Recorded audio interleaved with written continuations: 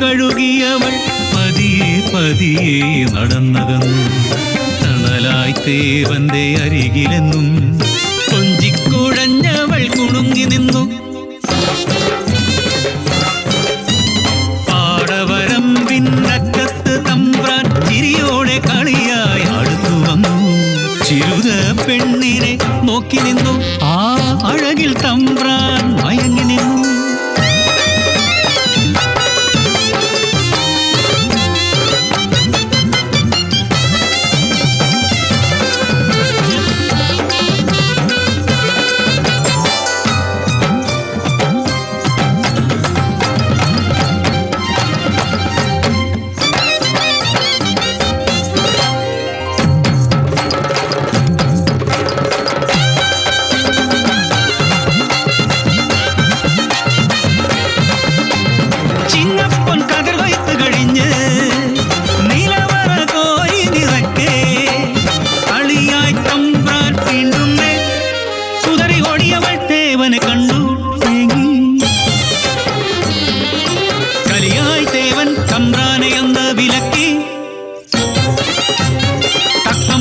ചതിയൊരുക്കി ദേവന് തീർക്കാൻ നാളൊരുങ്ങി. കൂട്ടം ചേർന്ന് കഥമെനഞ്ഞു നെല്ലുകട്ടെന്നു മുദ്രകുത്തി. നാട്ടുകൂട്ടം ചേർന്ന് ദേവനെ ആറ്റിൽ മുക്കി താഴ്ത്തി. ഇതു കേട്ട ചിരുത നെഞ്ചുപൊട്ടി തേങ്ങി.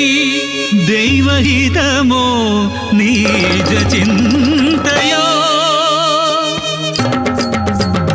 ഒളികണ്ണ തമ്പ്രാനെ വിളിച്ചു.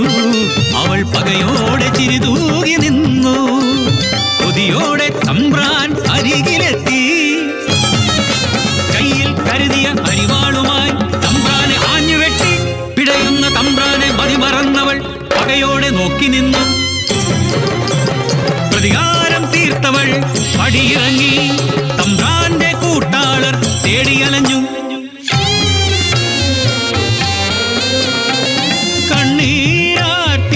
വക്കത്ത് ദേവനെ ഓർത്തവൾ ഇടനെഞ്ചു പൊട്ടി തേങ്ങി.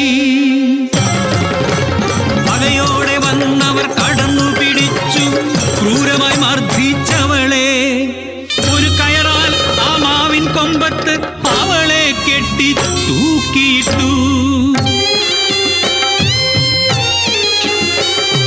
പുലർന്നൊരാ നേരം നാടറിഞ്ഞു. ചിരുത പെണ്ണ് തൂങ്ങിയെന്ന്. കണ്ടവർ കേട്ടവർ സ്ഥിതി അറിയാതെ ധരിച്ചു നിന്നു.